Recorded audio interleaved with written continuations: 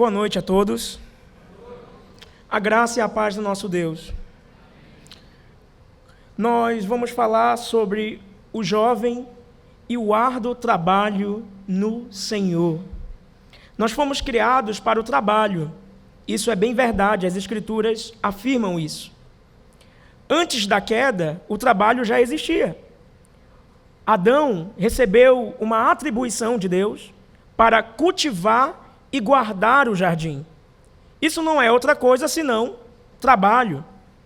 O trabalho após a queda também não pode ser encarado como algo fora de Deus, mas também é de Deus, ainda que carregue consigo as dificuldades inerentes que dizem respeito ao pecado que afetou toda a realidade. Então, essa é a parte triste, mas ainda assim o trabalho é algo de Deus.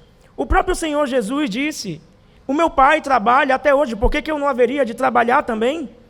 O trabalho é algo importante e significativo, mas que certamente, quando olhamos para o nosso tempo e para a juventude do nosso tempo, é algo que tem sido negligenciado. Você haverá de concordar com isso. Bom, dado esse preâmbulo, nós vamos meditar na porção da Escritura que se encontra em 1 Coríntios, capítulo 15, verso 58. O bom é que o pastor João Aquino nos deu todo um preâmbulo do capítulo 15, o qual nós veremos de forma mais breve nesse momento, mas o nosso foco, de fato, é o verso 58 do capítulo 15 de 1 Coríntios, o qual eu passo a lê-lo agora, nesse instante. Assim dizem as Escrituras: portanto, meus amados irmãos, sejam firmes, inabaláveis e sempre abundantes na obra do Senhor, sabendo que no Senhor o trabalho de vocês não é vão. Essa é a porção da Escritura que o Espírito Santo aplique ao nosso coração por sua bondade e nos edifique para a glória dele mesmo. Quantos aqui já ouviram falar do teólogo Jonathan Edwards? Jonathan Edwards é um teólogo proeminente da tradição reformada. Ele era um calvinista, um pregador congregacional, que atuou ali no século XVIII e morreu cedo, de fato, isso é fato, aos 55 anos, você pode dizer uma meia-vida, mas nós podemos afirmar que esse homem, ele viveu a sua vida para a glória de Deus. Aliás, na sua juventude, quando ele tinha entre 18 e 19 anos, ele escreveu 70 resoluções que ele haveria de perseguir a partir de então. Essas resoluções ele lia semanalmente. Toda semana ele reavivava o seu compromisso diante de Deus. O que é importante dizer também, que essas resoluções que ele tomara não era apenas no que diz respeito à vida comum ou à vida social, mas principalmente às suas decisões diante de Deus. Esse homem estava vivendo diante de Deus. Para fins didáticos, eu quis trazer aqui aos irmãos duas dessas resoluções, a resolução número 1 e a resolução de número 5. A primeira resolução, que é com a qual Jonathan Edwards abre essas 70 resoluções, diz assim: resolvi que farei tudo aquilo que seja para a maior glória de Deus e para o meu próprio bem, proveito e agrado, durante todo o tempo de minha peregrinação, sem nunca levar em consideração o tempo que isso exigirá de mim, seja agora ou pela eternidade fora. Resolvi que farei tudo o que senti ser o meu dever e que traga benefícios para a humanidade em geral, não importando quantas ou quão grandes sejam as dificuldades que venha a enfrentar. É assim que ele abre as suas 70 resoluções. Sabe o que é interessante? Você percebe que está destacada aí a parte inicial? Resolvi que farei tudo aquilo que seja para a maior glória de Deus. Será que tem sido esse o nosso desejo? Que tudo que fazemos seja para a maior glória de Deus? É importante lembrar que ele escreveu isso aos seus 18 anos. A resolução de número 5, que eu também trouxe aqui para fins didáticos, diz assim: resolvi, e talvez essa resolução você precise levar hoje consigo. Claro que a primeira também. Resolvi jamais desperdiçar um só momento do meu tempo, Pelo contrário, sempre buscarei formas de torná-lo o mais proveitoso possível. É um homem que não gostaria de perder um segundo sequer, se não fosse alinhado com aquele primeiro propósito, é claro, a glória de Deus. E por vezes nós desperdiçamos tanto o nosso tempo. Quem dera, se o tempo que nós ficamos rolando o feed do Instagram fosse o mesmo tempo de leitura da Bíblia. Quem dera, se o tempo que nós gastamos com coisas tão triviais fosse o mesmo tempo que nós gastássemos em oração. Quem dera que, ao invés de alimentarmos a nossa solidão, que dá ocasião ao pecado, nós desfrutássemos da comunhão santa com aqueles que pertencem a Deus. Quem dera. Bom, dito isso, nós estamos diante de um jovem que decidiu entregar toda a sua vida para a glória de Deus.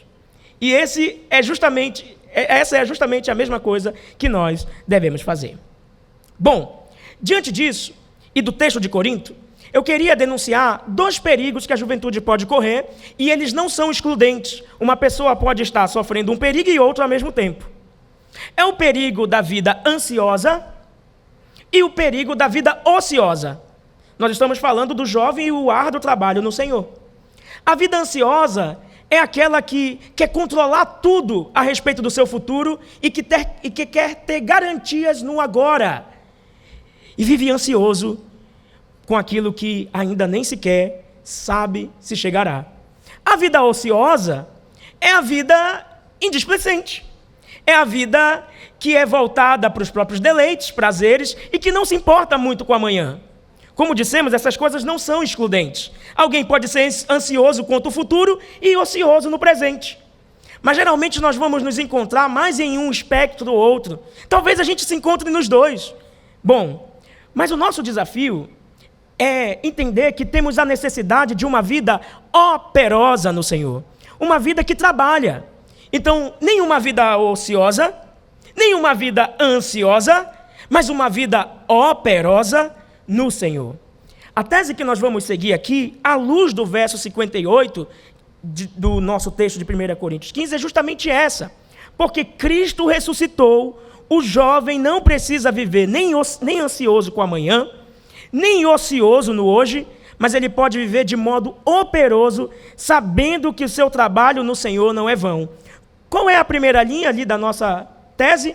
Porque Cristo ressuscitou. É tudo o que ouvimos anteriormente com o pastor João. Essa é a doutrina que impede que sejamos ociosos ou ansiosos. É a doutrina da ressurreição. E nós precisamos dela. Você já deve entender que nas Escrituras, sempre quando Deus nos dá um imperativo, Ele também nos dá um indicativo. Por exemplo, sede santos. Esse é o imperativo, é uma ordem. Porque eu, Senhor, sou santo. Esse é o indicativo, o Senhor é santo. E quando o Senhor diz que devemos trabalhar nele, porque o trabalho nele não é vão, Ele está dizendo isso com base em que doutrina? Em qual indicativo? A doutrina da ressurreição. Porque a ressurreição é real e verdadeira, nós deveríamos trabalhar e gastar a nossa vida para o Senhor. É basicamente isso que vamos perseguir. Então, nós vamos trazer algumas afirmações e a primeira é essa, que até ouvimos na plenária anterior. Se Cristo não ressuscitou, então tudo é vão. O que é vão? Olha o que Paulo diz aos Coríntios no verso 12, e veremos de maneira mais breve, porque o pastor Paulo Aquino já trouxe isso de maneira brilhante. Ele diz assim: ora, se o que se prega é que Cristo ressuscitou dentre os mortos, como alguns de vocês afirmam que não há ressurreição de mortos? Vocês pregam que Cristo ressuscitou, mas ao mesmo tempo vocês dizem que não há ressurreição. A conclusão lógica disso, o verso 13 diz: e se não há ressurreição dos mortos, então Cristo não ressuscitou. Se vocês não creem que o corpo de vocês vão ser ressuscitados no último dia, vocês estão negando inclusive a ressurreição do próprio Senhor Jesus. O apóstolo Paulo continua: e se Cristo não ressuscitou, é vã a nossa pregação, e é vã a fé que vocês têm.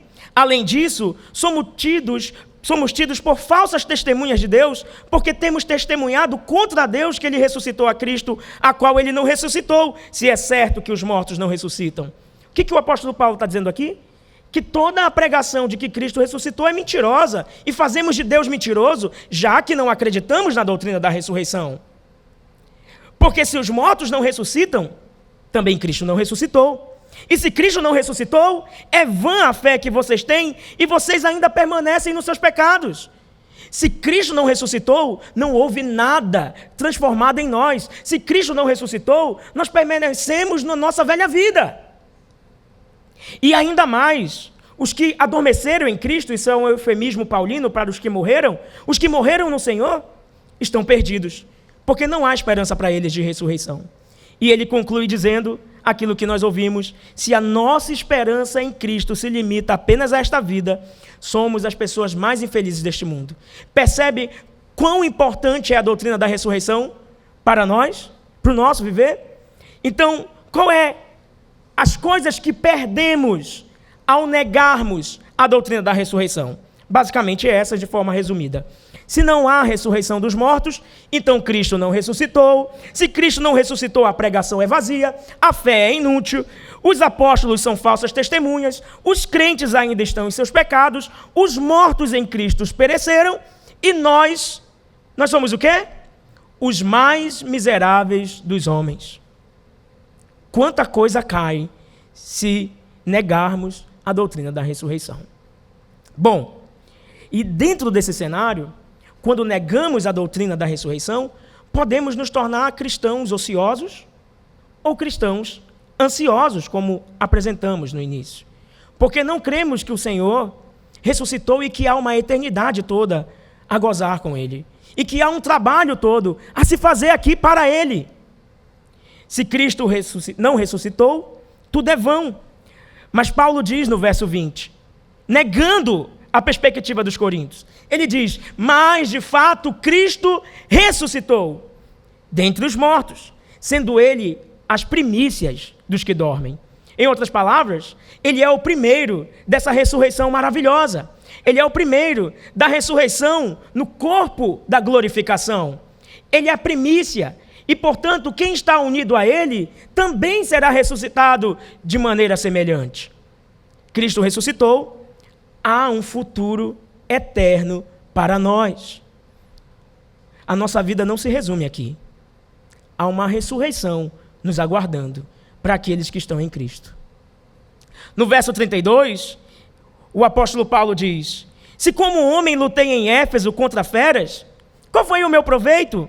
Se os mortos não ressuscitam, comamos e bebamos, porque amanhã morreremos. Esse era o slogan dos pagãos. E Paulo está dizendo que não crer na ressurreição é adotar e viver debaixo desse slogan. Essa é a vida ociosa. Comamos e bebamos, que amanhã morreremos. A vida ociosa, porque o amanhã nós não temos certeza dele. Porque o amanhã nós não devemos nos preocupar. E aí, esse tipo de vida ociosa é a brecha para uma vida pecaminosa, distante de Deus e longe da sua vontade. O jovem não deveria ser ocioso. Ele não deveria viver debaixo desse slogan: comamos e bebamos, que amanhã morreremos. Ou debaixo do slogan moderno: só se vive uma vez. Portanto, façamos tudo o que é necessário fazer agora. Contra a ociosidade, eu trouxe a colaboração de 3 puritanos que vão nos fazer refletir sobre a nossa paralisia, por vezes, no que diz respeito ao trabalho do Senhor. Olha que interessante. O primeiro é John Dolnay. Ele diz o seguinte, você pode ler com atenção, porque isso vai fazer bem para a sua alma. A ociosidade é um pecado mãe, e como costumamos dizer, a raiz de todos os males. Pois quando o diabo não nos encontra empregados no serviço de Deus, ele nos entretém com o seu. A ociosidade é um trabalho para o diabo. Quando nós não estamos trabalhando para Deus ou para o Senhor, a nossa inércia, paralisia e falta de disposição para as coisas espirituais significam também uma abertura para as coisas do diabo. Uma brecha. A ociosidade talvez seja o cenário mais comum onde nascem os nossos pecados. Porque nós estamos ali esperando por nada e vivendo dissolutamente conforme os nossos próprios desejos, intentos e inclinações. Um outro puritano, George Swinnock, ele diz o seguinte: a ociosidade é o sepultamento de nossas pessoas. Ser ocioso é o mesmo que morrer, em outras palavras. E a negligência é o sepultamento de nossas ações. Um servo ocioso é, na estima de Deus, um servo mau. Deus não faz distinção entre um homem preguiçoso e um infiel. Uma pessoa ociosa, uma pessoa preguiçosa, aos olhos de Deus, é um infiel, porque não está envolvido nas coisas que o Senhor nos chamou como jovens, sim, a fazermos. E eu falo como jovens, me incluindo, porque eu sou um jovem. Esse ano eu faço 30, talvez eu esteja saindo já disso. Sou jovem ainda, pastor. Thomas Watson, e essa é a última citação de um puritano. Essa eu gostaria que você lesse com toda atenção e com toda a devoção. Ele diz assim: um navio preguiçoso é presa do pirata. Uma alma preguiçosa é presa de Satanás. Quando o crocodilo dorme com a boca aberta, o rato entra em seu ventre e devora suas entranhas. Exatamente assim, enquanto os homens dormem na sua preguiça, o diabo entra e os devora. A ociosidade é um banquete para a tentação de Satanás. Um jovem que não serve o Senhor e que não entende por que está tão mergulhado, imerso nos seus pecados, deveria pensar que a sua ociosidade é a razão para isto, porque não está ocupado ou não está ocupando a sua mente com as coisas do alto. E, claro, dentro do contexto aqui, não está pensando que há uma vida além dessa vida, que há uma ressurreição. Bom, essa é a ociosidade. Mas também existe o problema da ansiedade. É o jovem que quer controlar o futuro, ele quer ter garantias aqui, agora. Eu preciso primeiro passar no meu concurso, depois eu sirvo ao Senhor. Eu preciso primeiro ter essas garantias e depois eu faço isso para Deus. Como se essas coisas fossem excludentes. Eu preciso primeiro cuidar das coisas secundárias para depois cuidar das primárias. Isso é totalmente contraditório. As Escrituras vão dizer: pois buscai primeiramente o reino de Deus e a sua justiça, e estas coisas vos serão acrescentadas. Mas é bem verdade, você há de admitir que a juventude tem invertido essa ordem. Bom, olha o que diz o verso 19 do nosso texto, 1 Coríntios 15. Se a nossa esperança em Cristo se limita apenas a esta vida, somos as pessoas mais infelizes deste mundo. Isso tem a ver com a vida ansiosa. Eu estou seguindo a Cristo, por quê? Porque talvez eu pense que Ele seja um guru que deva me dar todo tipo de conforto e de bênçãos que eu mereço. Deus está aqui para me servir, a vida é aqui e agora. Eu quero garantir tudo o que eu preciso ter aqui e agora. Essa é a vida ansiosa. É a vida que quer garantias presentes, sem pensar no verdadeiro futuro, sem pensar na verdadeira eternidade. Essa é a vida ansiosa. Charles Spurgeon diz algo sobre isso. Ele diz assim: pregando para si mesmo, ele faz como o salmista: por que está batido a minha alma? Ele faz uma pergunta para a própria alma, ele diz: ó minha alma, que futuro você teria se não tivesse Cristo? E se for um futuro sombrio e amargo, o que importa? Contanto que Cristo, seu Senhor, o santifique e o Espírito Santo ainda lhe dê coragem, ânimo e força. Você percebe a força do que está sendo dito aqui? Ele está dizendo: que futuro você teria se não tivesse Cristo? Cristo é a garantia do nosso verdadeiro futuro, da nossa verdadeira eternidade. É nele que encontramos sentido para as coisas do porvir. O ocioso diz, em resumo: vou aproveitar tudo agora, porque amanhã morrerei. O ansioso diz: preciso garantir tudo agora, porque meu futuro depende de mim. E essas coisas não são excludentes. Você pode ser um ansioso, ocioso. Mas o que você precisa ser é um jovem operoso.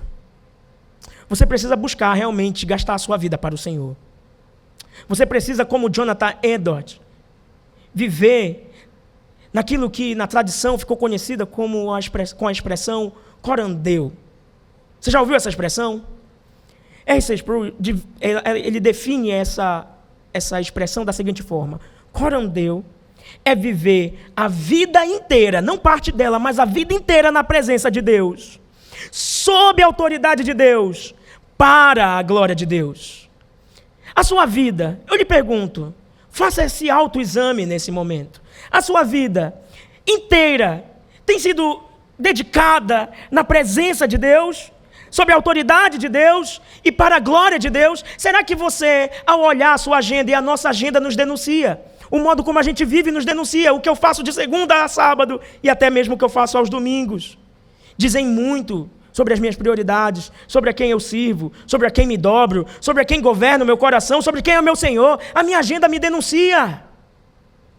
E eu olhar para as suas prioridades, será que você vai encontrar Deus? Será que você tem sido um jovem que tem vivido corandel?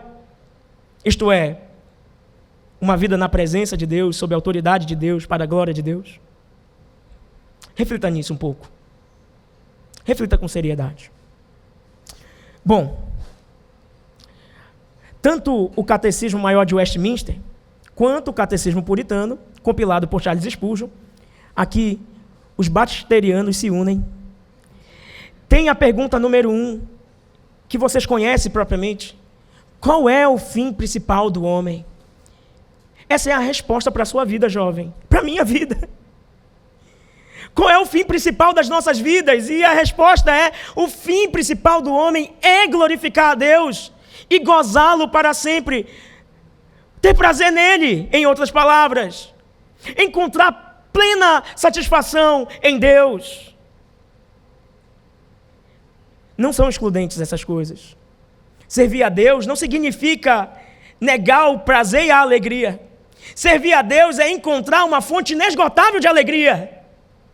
Você entende? Na verdade, é assim que é. Aqui eu deixo uma indicação para você. Talvez tenha aí na livraria. E você precisa ler esse livro, é sério. O primeiro é um livreto bem fininho que você vai ler numa semana. Plena Satisfação em Deus, do John Piper.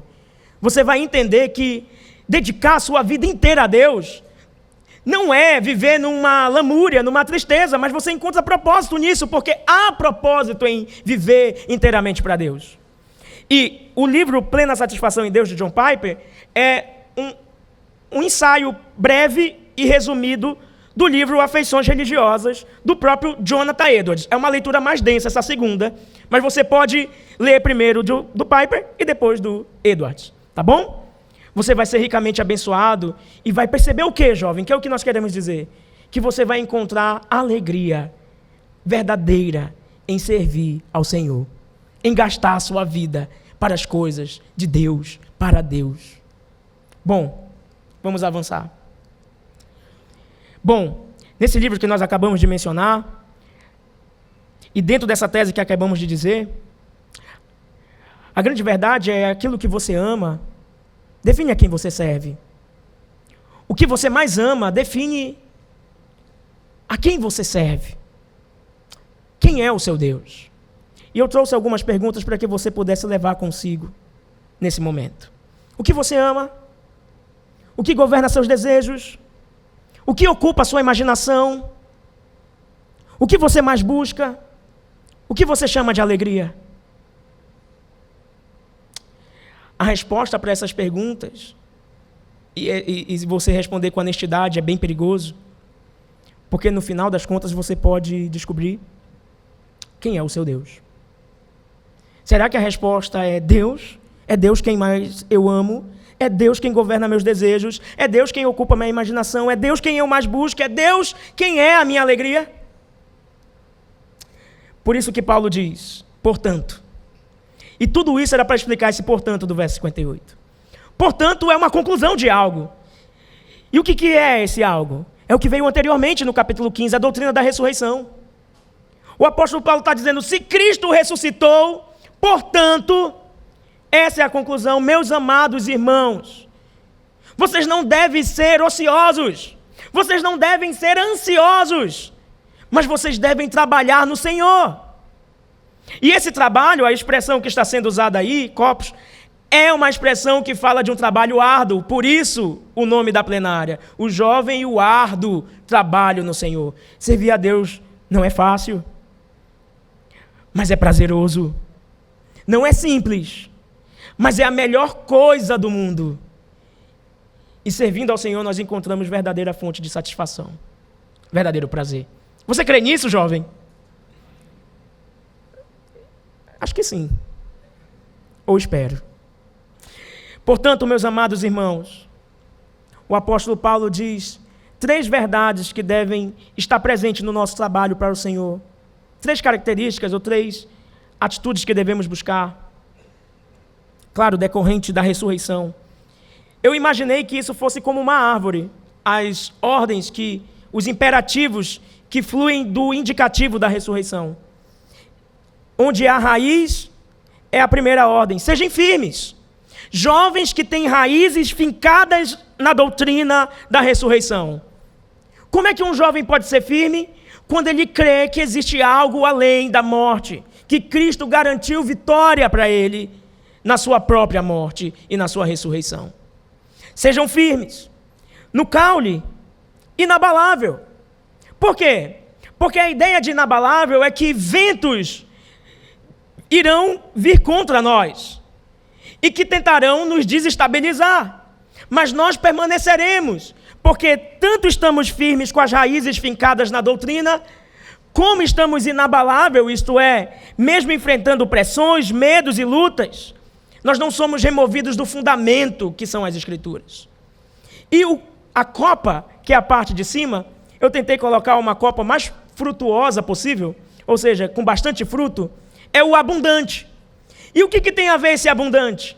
É que nós deveríamos nos gastar no serviço. O abundante é a ideia de transbordar, é a ideia de exceder.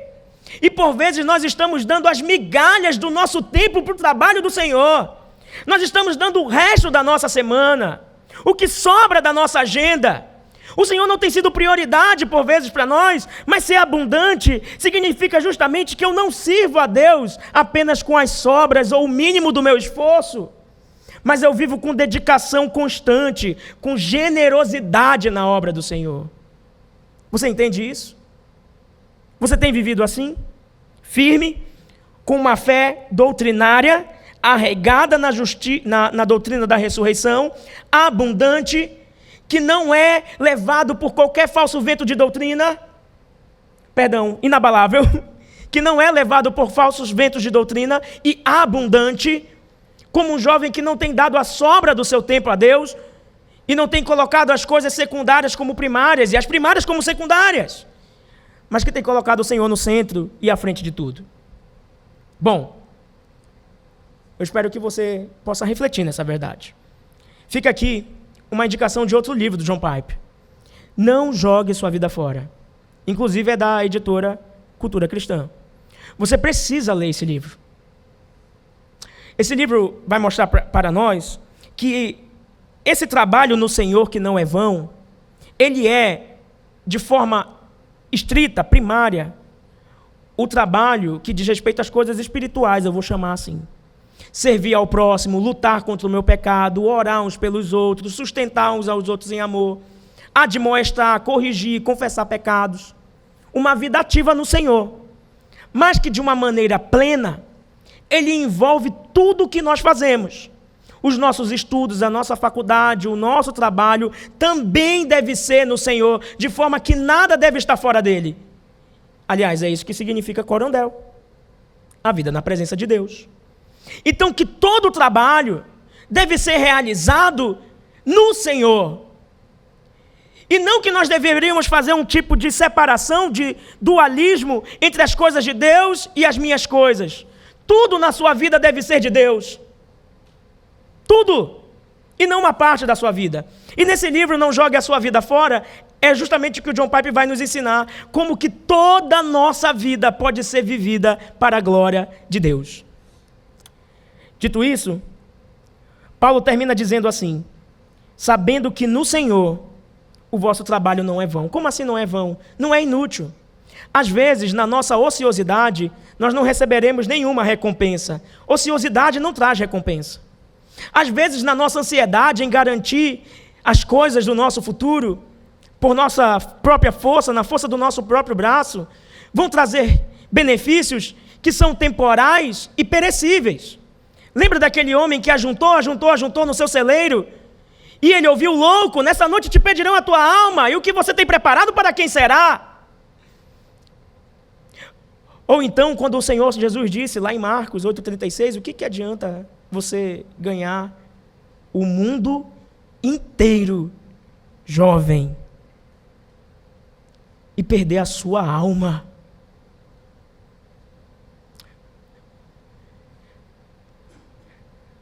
John Bunyan chama isso de mercado da alma.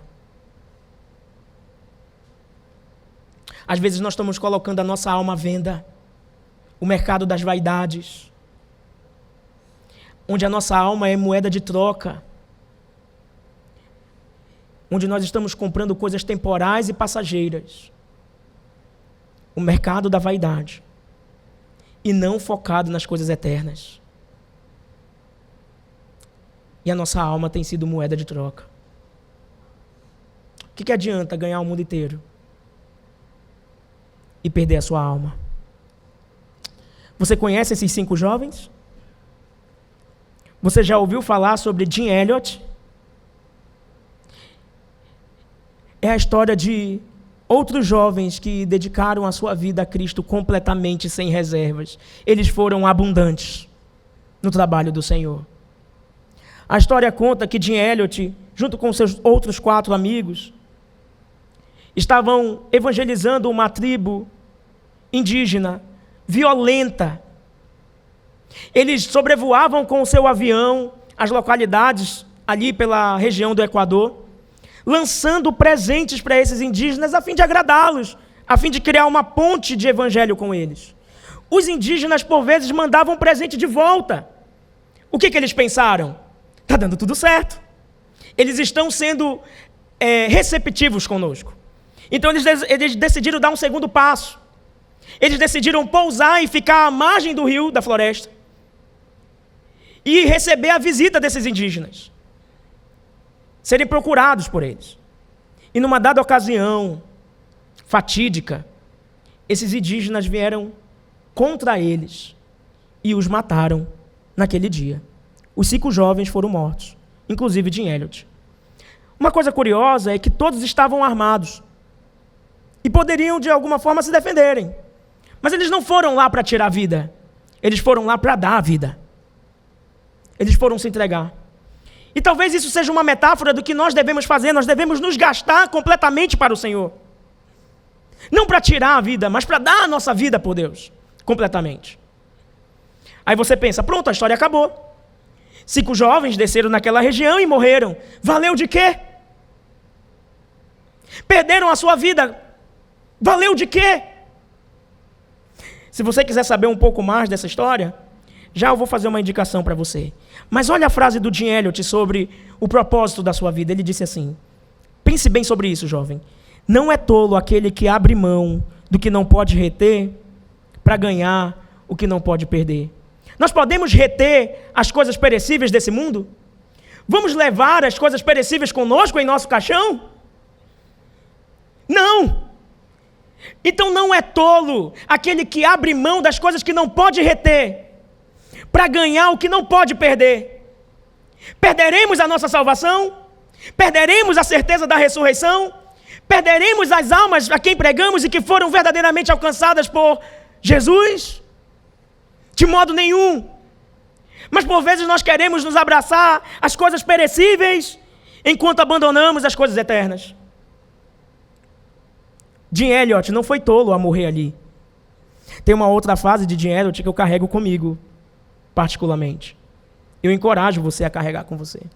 É essa: quando chegar a hora de morrer, certifique-se de que tudo o que você tem a fazer seja morrer. Será que você, morrendo hoje, você poderia dizer: eu fiz tudo o que eu deveria fazer no que diz respeito ao trabalho do Senhor? Ou você se arrependeria dizendo: eu não preguei para aquele meu amigo, eu não lutei contra aquele meu pecado, eu não evangelizei a minha família, eu não servi a minha igreja, eu não edifiquei o próximo, mas eu me preocupei tanto comigo mesmo e tudo nem sequer foi comigo no caixão. Certifique-se de quando for a sua hora de morrer, tudo o que você tenha para fazer seja morrer. Talvez você pense: Esses 5 jovens foram lá e adiantou de quê? Morreram. Nem sequer conseguiram ter tempo para pregar o evangelho para aqueles indígenas brutais. Se você quiser conhecer a história completa, você pode ler o livro da viúva de Jim Elliot, a Elizabeth Elliot. O livro se chama Através dos Portais do Esplendor. Leia, eu encorajo você fortemente. Você vai ser edificado. Sabe o que aconteceu depois? Elizabeth Elliot, com uma filhinha recém-nascida, não arredou o pé e decidiu continuar evangelizando aquela tribo brutal que matou seu marido.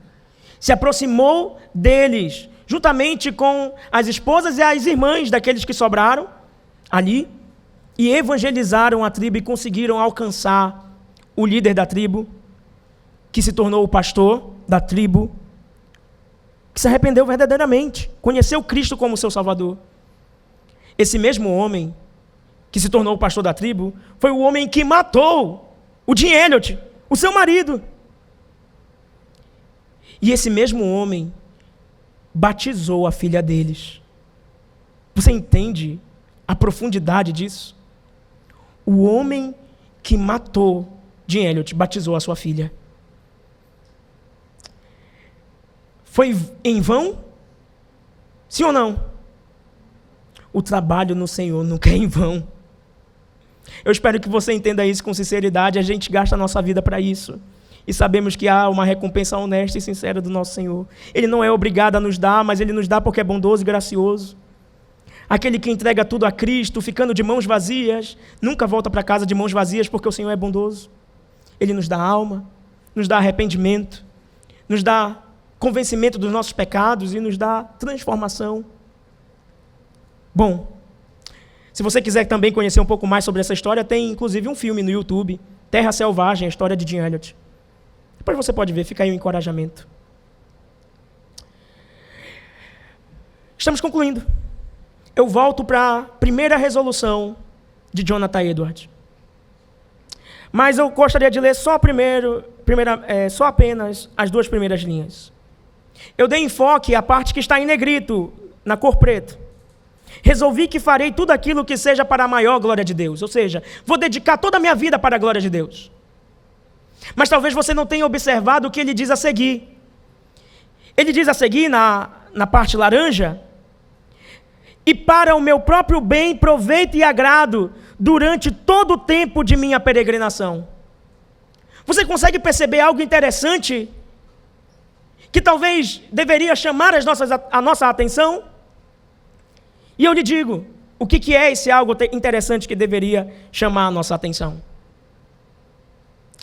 Às vezes a gente pensa que ao viver para a glória de Deus, nós não vamos encontrar prazer, alegria e deleite para nós. Irmãos, amigos, jovens no Senhor, não existe contradição entre buscar a glória de Deus e ter plena satisfação e alegria. Você está entendendo isso? Às vezes você pode pensar que Deus é muito exigente, pedindo que você abandone tantas coisas, e que seria a sua vida triste e uma lamúria completa, sem as festas e as coisas que você vê por aí outros jovens fazerem. Mas leia de novo a resolução de Jonathan Edwards e perceba como ele não trata essas coisas como excludente, como ele encara que viver para a glória de Deus é encontrar a verdadeira alegria da qual nós tanto procuramos e precisamos. Ele diz, e eu leio mais uma vez: resolvi que farei tudo aquilo que seja para a maior glória de Deus e para o meu próprio bem, proveito e agrado durante todo o tempo de minha peregrinação. Ou seja, buscar a glória de Deus acima de tudo é ao mesmo tempo buscar o meu próprio bem e agrado verdadeiro. Não existe contradição em gastar a nossa vida para Deus e gozar de verdadeiro prazer. Você entende isso? Mas não é isso que você vai ouvir por aí. O que você vai ouvir é que a sua vida é abnegada demais, é que você é radical demais, e os seus amigos vão dizer que loucura o que você está fazendo. Mas não caia nessa falsidade. A verdadeira alegria que tanto procuramos e tanto precisamos se encontra em gastar a nossa vida para a glória de Deus, no árduo trabalho do Senhor. Quais são as aplicações? Eu não poderia inventar. É o que o próprio apóstolo Paulo disse. Jovens, sejam firmes. Jovens, sejam inabaláveis. Jovens, sejam abundantes. Não em qualquer coisa, não nas suas agendas, não na ociosidade, nem na ansiedade. Se há um contraste para a ociosidade, busque descanso no Senhor. E se há um contraste para a ansiedade, anseie pela volta de Cristo. Mas saiba que enquanto você anseia por Cristo e ao mesmo tempo descansa nele, você trabalha para Ele. Trabalhe para o Senhor. Bom, que o Senhor Deus te faça mais firme. Você talvez pergunte, como que eu posso ser um jovem firme? Leia mais as Escrituras, ore mais e busque comunhão com a sua igreja. Como é que eu posso ser um cristão inabalável? Como é que eu posso ser um cristão inabalável? Tenha uma comunidade de fé que lhe assegure que você não vai se desviar e que vai guardar você. E como que eu posso ser um jovem abundante na obra do Senhor? Não se importe com a sua própria vida, mas ao mesmo tempo, como disse John Pipe, não jogue a sua vida fora. E ao não jogar a sua vida fora, você vai encontrar plena satisfação em Deus. Vamos orar? Santo Senhor, essa é a Tua palavra. E que possamos observá-la e crer que no Senhor o nosso trabalho não é vão. Às vezes nós queremos recompensas imediatas nesse tempo. E queremos vê-las para termos como garantia. Mas sabemos que há muitas coisas que estão reservadas para nós na eternidade. Às vezes plantaremos aqui e não colheremos aqui, mas o Senhor nos dará justa recompensa por Tua bondade na glória. Que nós aprendamos a esperar por Ti e a confiar em Ti e a ter certeza que a vida não acaba aqui. E à luz da ressurreição, que possamos ao mesmo tempo gastar toda a nossa vida para a Tua glória e não desperdiçar tempo algum, mas também que para a Tua glória nós não venhamos a jogar a nossa vida fora. Que nós encontremos verdadeiramente, ao servirmos a Ti e buscar a glória do Senhor, plena satisfação em Ti. É o que oramos, na certeza de que dependemos do Senhor e sem Ti nada podemos fazer. E no nome do Teu amado Filho Jesus. Amém.